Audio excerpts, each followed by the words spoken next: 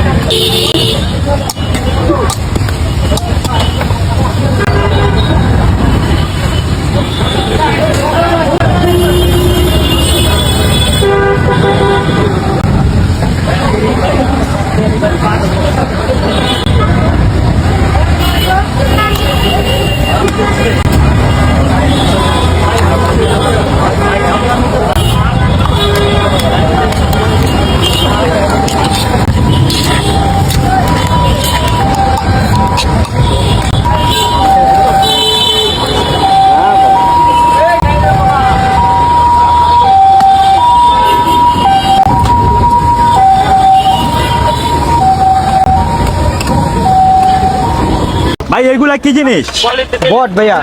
বট কত করে বিক্রি করতেছেন? 20, 30, 40, 50। আর এটা কি বার্গার বানায় দেন বটের? জি।